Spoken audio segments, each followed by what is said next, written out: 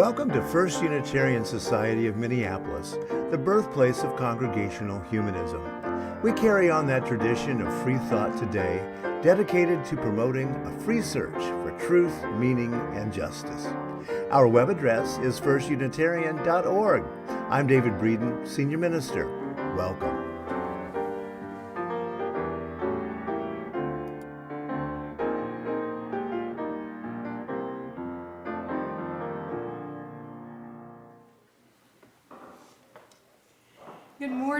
Good morning, everyone, and welcome to our Sunday Assembly for October 9th. We are delighted that you are here on this gorgeous fall morning. I heard somebody say this week they serve in a congregation that is built kind of like a bunker. There are no windows in their, what they call their sanctuary. And the architect was known to say, the flight of an orator, no matter how great the orator is, cannot compete with the flight of a bird. So why even try? I invite you to find all the birds you can out there today as you look out our beautiful windows on this gorgeous, gorgeous day. Whether this is one of your first visits or you've been with us many times, we are delighted that you are here with us this morning. And if you are a part of our virtual community, we greet you. Please make use of the chat feature and check in with each other as the morning progresses. For those of you in the building, we hope you will join us downstairs in the lower assembly hall for our mini meal. Today it's pork, potato, and gravy commercial sandwich. I had to look up what a commercial sandwich is. They don't say that where we're from. Go see what it's about.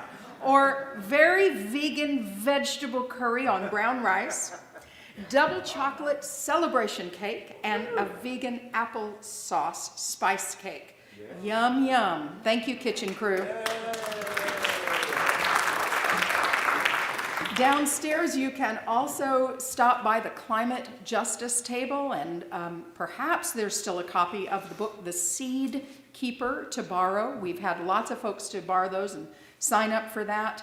Next week, the 16th, I'll be talking about The Seed Keeper during assembly, and then we'll have a book discussion. Even if you haven't read the book, you're invited to come. That's our 12:15 in the Dietrich next week. So that's a lovely book to read. Today, 12:15 in the Dietrich will be led by our own Drew Bakius. Drew has been writing and speaking and has a new book out, and he'll be talking about embodied humanism. And so Drew is always an engaging speaker, and so that will be a really good session. Thank you, Drew, for leading that. Also, at 12:15 today, if you're new to FUS, you want to find out a little bit more about how we do things around here, welcome to FUS will happen in my office, which is just down the hall. That repeats on the second Sunday of each month. So we'd love to have you join that, find out a little bit about what we're doing around here, what's our pathway to membership, and so on. Okay. So as you get, food is a great way that we share fellowship here. Saturday the 22nd of October from 3 to 6 p.m. It's the FUS second annual chili cook-off. Nobody died the first year, and so we're going for the second annual. Nobody's mouth was too on fire. Dust off that favorite old recipe and come for prizes and music and food, make new friends. If you want to be in the chili cook-off, you send an email to Rev David. He's managing the contestants. I don't know if you're weighting those in any way. If it's a fair deal, bring your own beverage to drink. And all the information you want about that is in the Friday email. If you're not already getting our Friday email, please let me or the office or one of our greeters know, because that's where all the good information is. Okay. I'll also remind you that today at 2 p.m. is the memorial service for longtime FUS member Steve Hansen. Our theme this month is courage.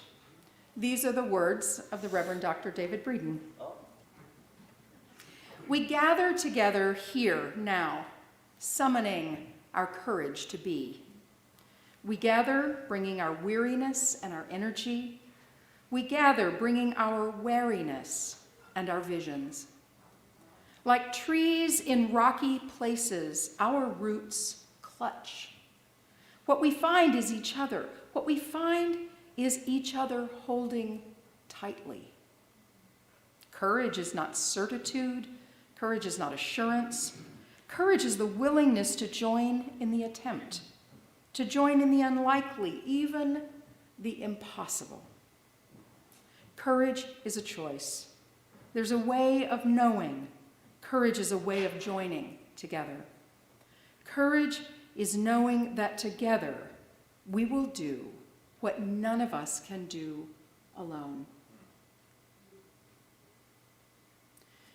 We are delighted to welcome our guest musician, Oliver Cunyon. Come, let us gather in community.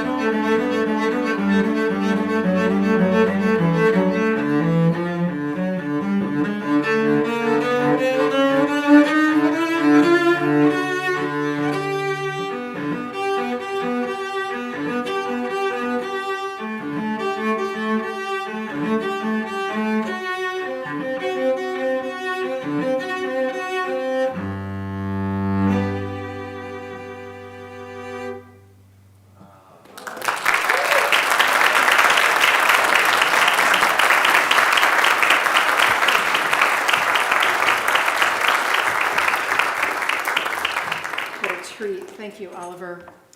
We begin our service with our Chalice Lighting each week with one of our aspirations or one of the Unitarian Universalist principles. Today, the second aspiration of the First Unitarian Society.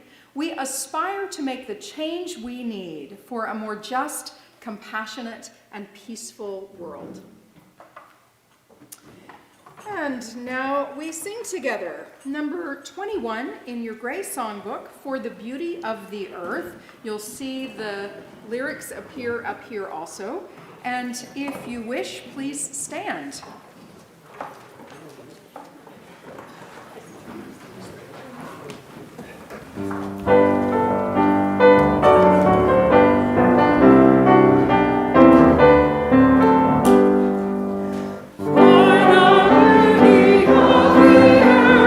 For the splendor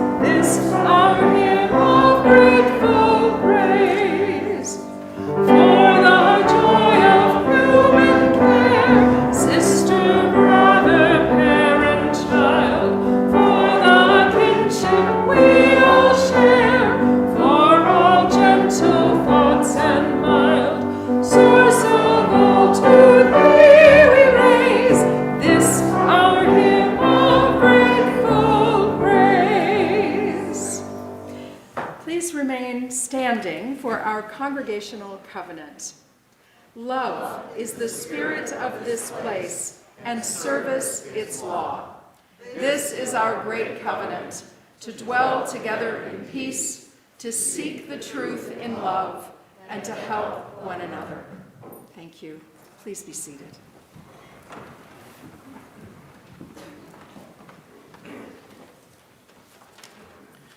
First Unitarian Society exists because of the generosity in time, talent, and treasure of our members and our friends. This congregation is independently funded and democratically governed.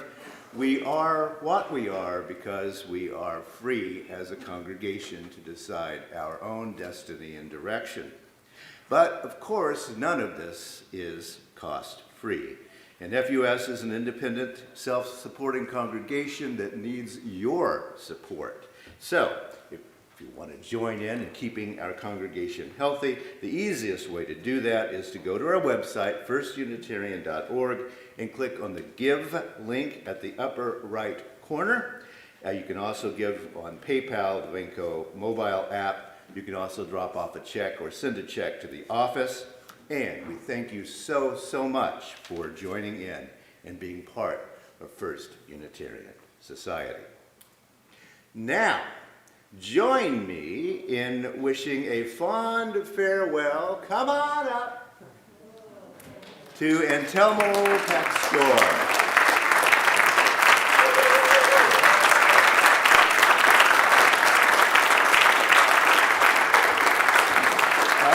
Come on into the limelight here. You know, the beauty of our building, it's just so easy to miss the fact of how well this place works. And that has to do with our director of facilities and our wonderful, wonderful building stewards. And Antelmo has been here since 2013, quietly in the background.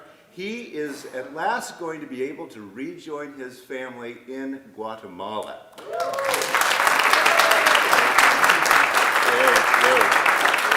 Now, we want to send him off in proper style, so here is, that's for you. And if you would like to send a gift to Antelmo, you may do that on one of your mobile apps, the Venmo, isn't it called, and Zelle, and all of those. And his email address is antelmoville_pax@hotmail.com. And you can send that, or you can drop off a check in our office. If you do that, do write in the memo line Antelmo, and we will be sure to get the money to Antelmo. And thank you so much for your service, and good luck back home. Thank you so We much. love you. We love you.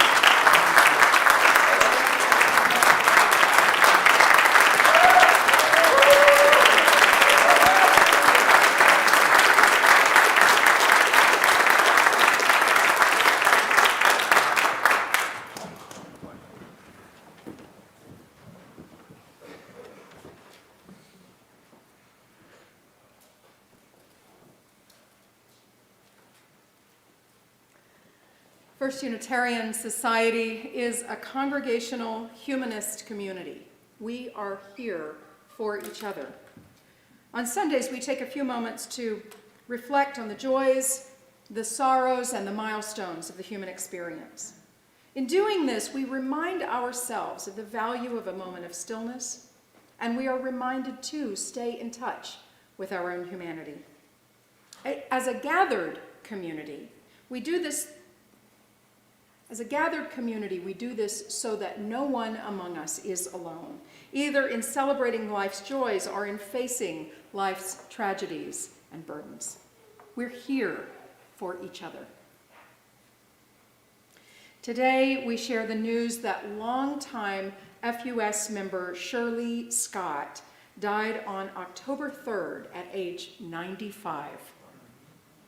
Wendy Jerome, also a longtime member here, remembers Shirley as her speech teacher back in the day and says that she was an elegant woman, both in the way she appeared outwardly and the way she presented herself. Whatever challenge came to her as a teacher, she responded with equanimity and grace.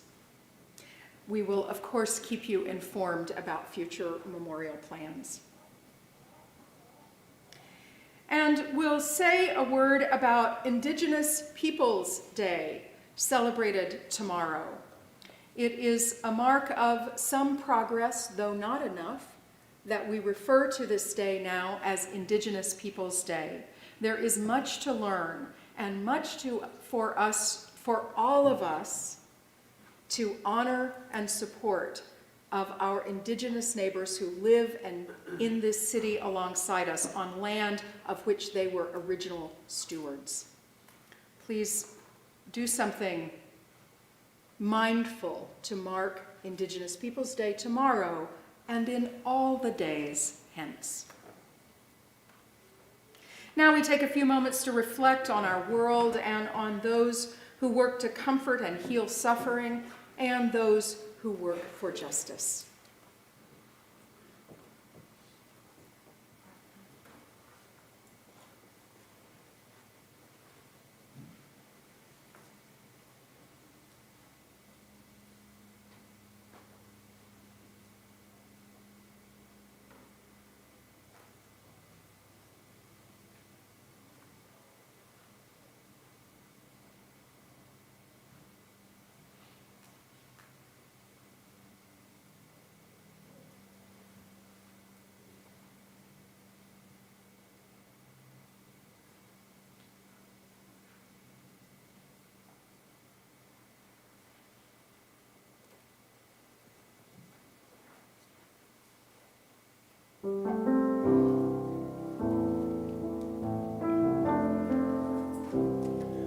When I breathe in, I breathe in peace. When I breathe out, I'll breathe out love.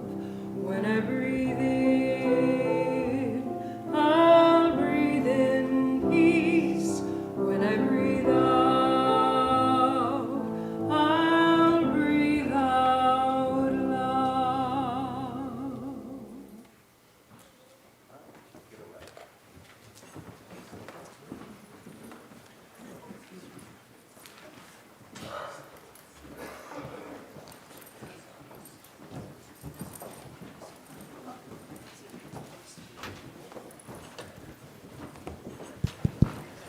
All right, so we are bringing up the Chalice Choir. We have two selections today. And going off of the theme of courage, we're doing a piece by contemporary Canadian composer, Sarah Cortell.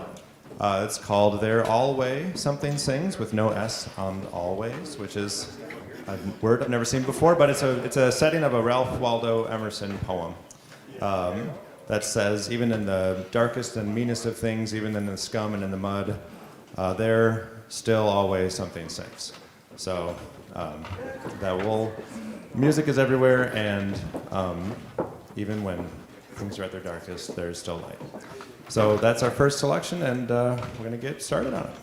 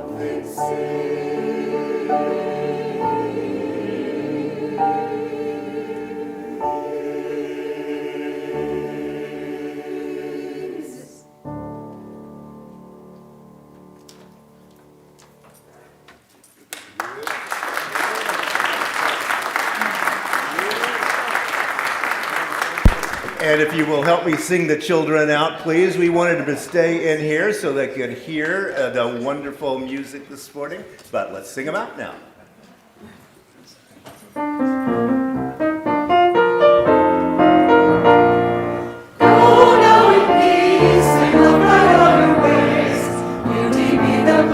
Of your nights and days, truth on your lips and kindness in your deeds, faith to follow where the human spirit leads.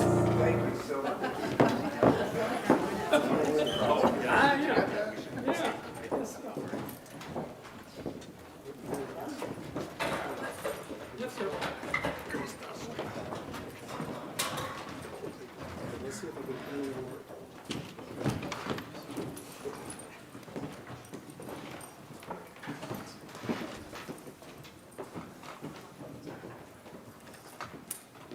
And thanks to the choir, this place was not built with a choir loft. So the lines are cleaner up here, but the entrances and et cetera are a little more difficult. So thanks for sticking with us there, choir.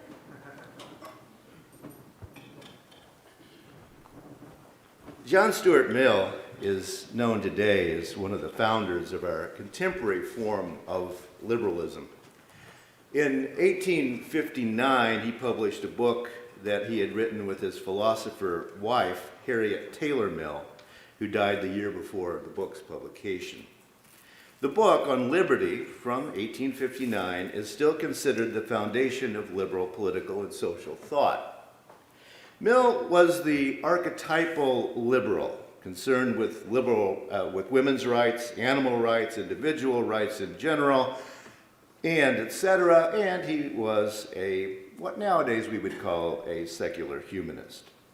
Mill was what our conservative friends call a social justice warrior, as a matter of fact, through and through. Since his thought is so central to liberal ideals, I think it's important to consider his great crisis of meaning and purpose. In his autobiography, he wrote about this shattering question in the moment when he asked himself this question. Suppose that all your objects in life were realized, that all the changes in institutions and opinions which you are looking forward to could be completely effected at this very instant. Would this be a great joy and happiness to you? And, he says, an irrepressible self-consciousness distinctly answered, no. At this, he says, my heart sank within me. The whole foundation on which my life was constructed fell down.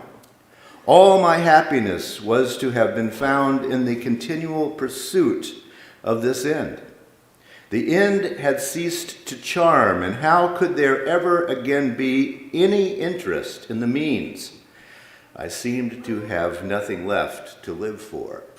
End quote. Now, seriously, it's not a bad question to ask, even though we all know that justice will never actually be achieved on our planet. Forget about that for a moment and ask yourself, what is my meaning and purpose besides the struggle for justice? Or, perhaps more to the point, why do you go to church besides justice and social justice work? Now, I'll come back to John Stuart Mill's answer to this question in a few minutes. And today I want to consider the courage that it takes to be confused, or at least to admit your confusion. Now, this state of confusion is, I think, central to what being a liberal means. I think you have to be confused if you're a liberal. Sure, we all know that it's part of toxic masculinity never to ask any questions and never to admit you're wrong. And if we're honest, I think that's a human problem, actually. So how do we be less toxic? And yes, I admit my bias up front. I see the practice of liberalism as a way of being less toxic. So, let's start with the big picture. There's a lot of debate about where the idea of liberalism even comes from. If you want to take a serious look at the question, a good place to start is The Lost History of Liberalism from Ancient Rome to the 21st Century by Dr. Helena Rosenblatt, who's a professor of history at the City University of New York. The broad parameters of liberalism are not difficult. I know you can probably say them in your sleep. Equality before the law, representative government, freedom of speech, separation of church and state. These quickly become meaningless platitudes, however. So I want to take a concrete example. Religion Dispatches is a liberal religious online magazine that keeps up with various trends in religion in the United States. And the headlines from October 3rd of last week looked like this.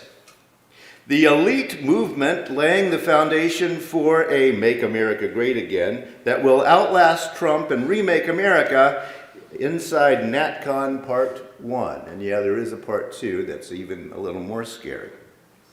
By the way, you see there another article, Evangelicalism thrived because it enabled white Christians to avoid civil rights movements, according to New Book. So you get the editorial bent of this particular online publication. So let's take a peek at the article about the elite new NatCon. The article says this: the array of voices clustered under the NatCon banner align around a number of goals and priorities. These include a near-total moratorium on immigration, whether documented or not, a robust Christian nationalism to dominate the public square, a rollback of LGBTQ rights, economic nationalism and opposition to globalist supranational institutions, hostility to China as a civilizational enemy, a seething vendetta against so-called woke elites in cultural, academic, economic, and governmental institutions, a fuzzy, ill-defined economic populism, and an increasing willingness to get comfortable, as thought leader David Dreyer puts it, after the conference using state power to achieve conservative ends. So I want to break that down a little bit on a list, so let's think about it. A near-total moratorium on immigration, Christian nationalism to dominate the public square, rollback of LGBTQ rights, economic nationalism in opposition to globalist supranational institutions, hostility to China as a civilizational enemy, vendetta against woke elites and cultural, academic, economic, and governmental institutions, economic populism, and using state power to achieve conservative ends. Now, it seems to me that our NatCon friends have defined liberalism for us, at least the liberalism that needs defending at the moment. If this hits you in the gut as well as the head, you too may be on your way to an embodied humanism that Drew will be talking about at 12:15 today. And I hope it does hit you in the gut. The conference featured the Heritage Foundation, many of you know about that one, and speakers such as Ron DeSantis, Josh Hawley, Marco Rubio, and Rick Scott. One of the Gen Z participants summarized their goal this way: President Trump got elected on a platform of American greatness anew, but was unable to implement it because he didn't have the people he needed to staff the political bureaucracy and get things done. That will never happen again. My friends and allies will spend every last moment of our energy ensuring that. End quote. So, that's liberalism, right? Defined in its negative form. Let's think a little bit about what it is in a more abstract way. Now, I want to look at the online etymology dictionary. Yes, it's one of my favorites. You know that. I'm an old English professor. Latin liberalis meant noble, gracious, munificent, generous, literally of freedom, pertaining to or benefiting a free person, from liber, free, unrestricted, unimpeded, unbridled, unchecked, and licentious. And you see how it gets into different definitions of liberalism pretty darn quickly there. In the mid-14th century, generous is what it meant, but you had to be nobly born in order to be liberal, because, of course, the rest of us didn't have anything to give away anyway. Liberal was used in the 16th and 17th century as a term of reproach, with the meaning free from restraint in speech or action. And again, you see how this idea continues to rotate around with time. The Enlightenment revived it in a positive sense, free from prejudice, tolerant, not bigoted or narrow. And that emerged in the revolutionary period in the US and then in France. And in the 19th century, often theological rather than political, opposed to orthodoxy. And that was used of Unitarians, Universalists, and people like that. And yeah, we made it into the dictionary, yay. And if you are a Unitarian, a Universalist, or a humanist, you're a double liberal in some ways. You're really, really liberal. But notice the paradox that's built in from the beginning. Liberalism has an aristocratic whiff to it all the way back. Now, that stays. And why is that? For one thing, being liberal requires a change in thinking, I think, that appears to be difficult for the human brain. Most of us liberals don't know when we did it. It wasn't exactly conscious as we began to change the way that we thought, but that's kind of what I want to think about for a few moments. Now, the 20th century German philosopher Martin Heidegger insisted that truth is not found but revealed. It's not found, but it's revealed.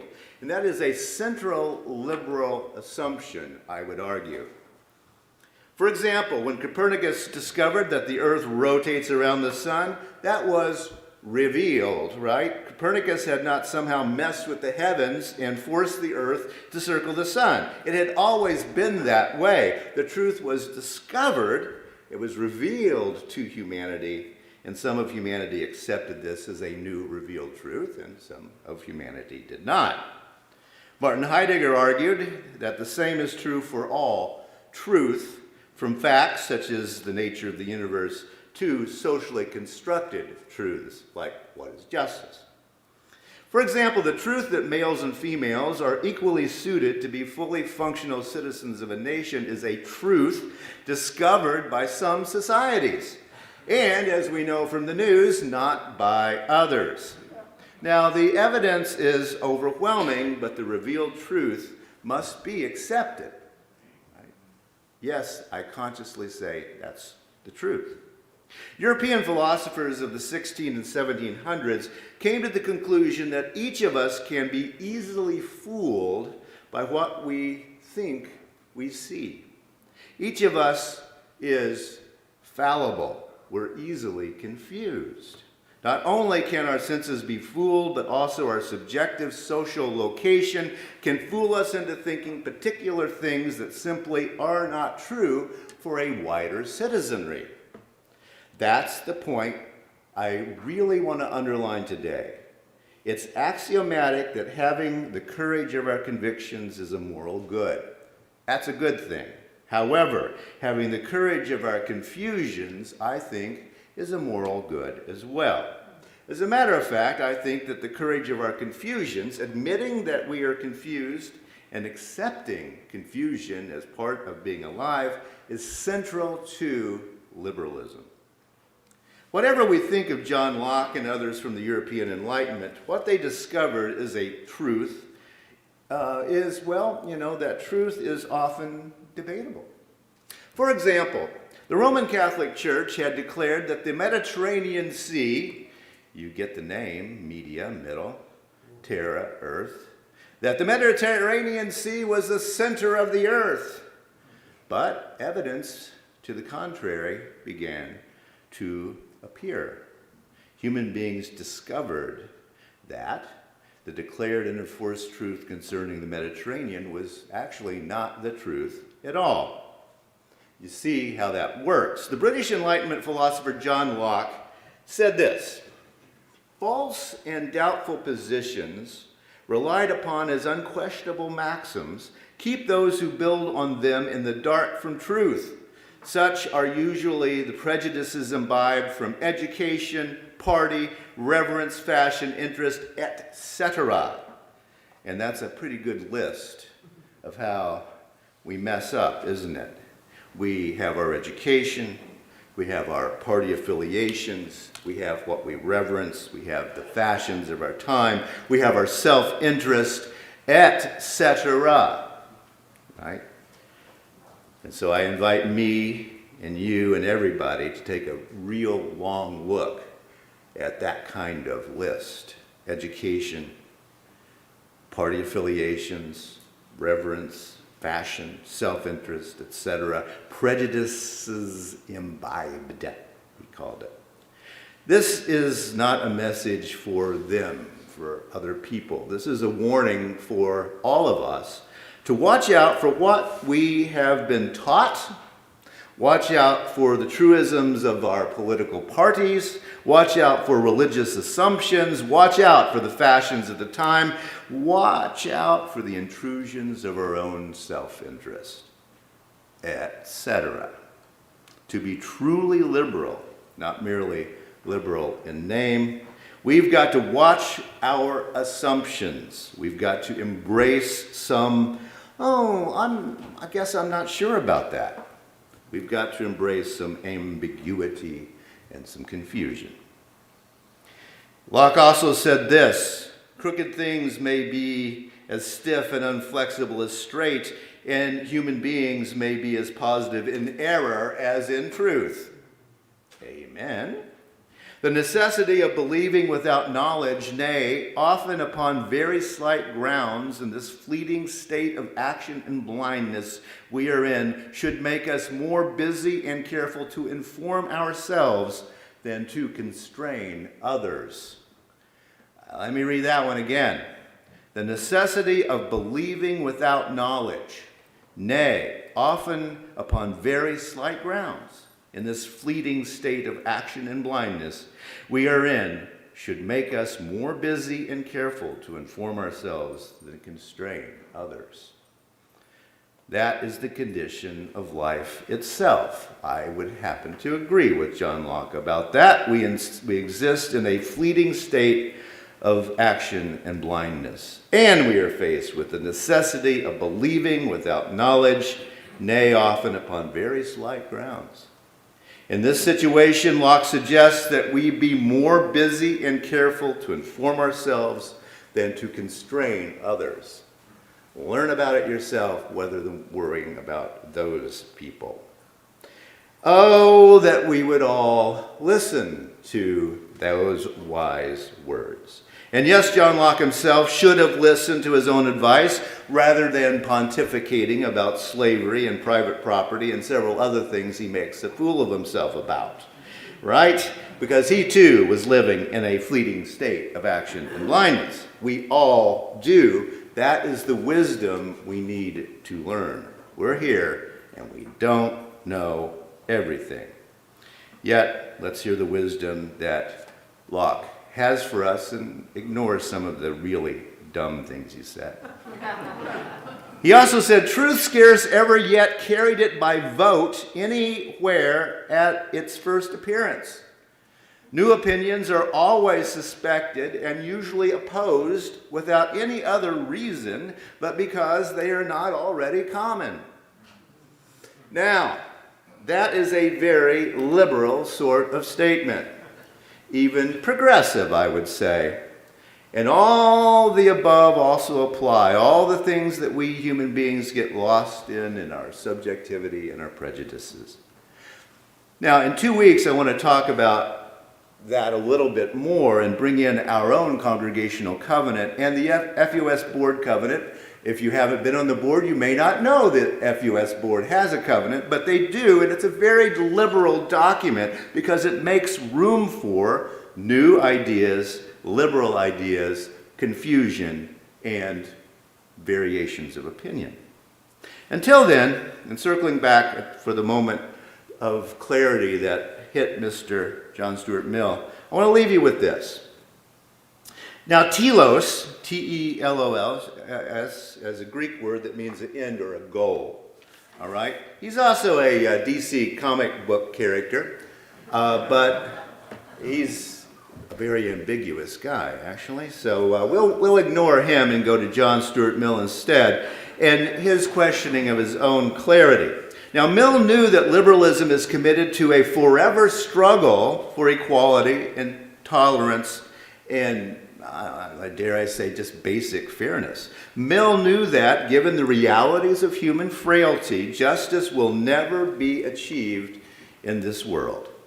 However, John Stuart Mill saw long ago that we must commit to the goal, the telic, T-E-L-I-C, the telic, because what our communities and our nation and our world need is clear. We need justice and harmony.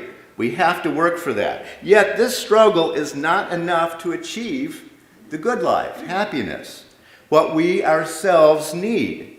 Each of us, as fragile, finite human beings, well, we need an a-telic, a not-telic, a beside the point, if you will, but a point kind of nonetheless. It's one of those kind of confused things. The meaning and purpose of our lives is working for our ideals, our liberal ideals. However, like John Stuart Mill, we must realize that ultimately human nature itself intrudes. We are just people. Human nature messes up the plot every darn time. It messes up ultimate goals every darn time. Ultimately, we are not machines designed to achieve the goals we dream of. Yes, our dreams of a better world drive us on and give our lives meaning and purpose, but ultimately, we're human. We are exactly the sort of creatures who have always failed at creating those ideal visions of the world that we dream of. But you know what? That's okay. It's fine. It is our human reality. Mill then went a step further. Ultimately, he said, those only are happy who have their minds fixed on some object other than their own happiness. All right? Those are only happy who have their minds fixed on some object other than their own happiness. But it's not about fixing the world. You've got to put those two things together. The goal of achieving our own happiness is exactly like the world peace achievement. It's not going to happen. It's unobtainable. So you begin to get the point. The people we love, the people who love us, our pets and our house plants and our gardens and the woods and the waters, what we're reading, or the music we love, these are all atelic. They're all beside the point in the larger pictures and pages of human history. Yet, they are the point all along. Mill offers this advice down through the years. Telic, atelic, we know that this struggle for justice is never ending. We will not cease working for justice. Yet, those things that appear to be atelic, beside the point, actually are the things that are the point. Living here, now, caring for those around us. Love is always the point.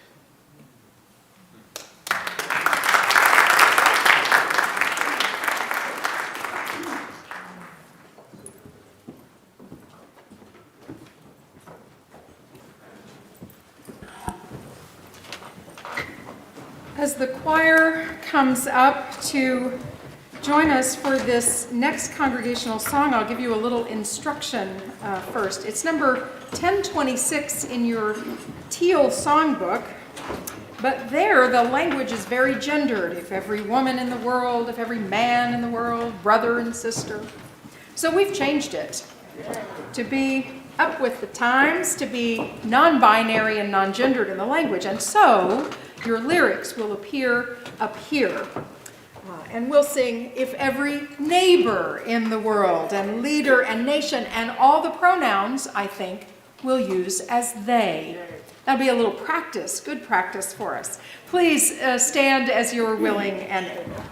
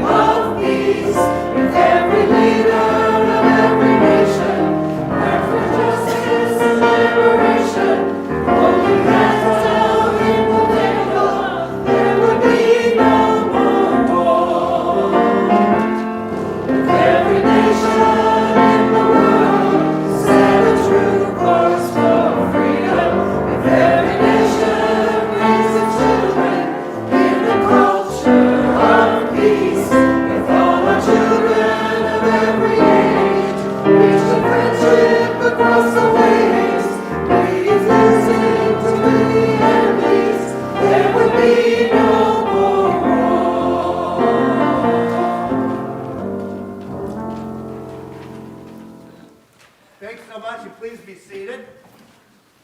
And if you will repeat with me, please, our extinguishing the chalice words.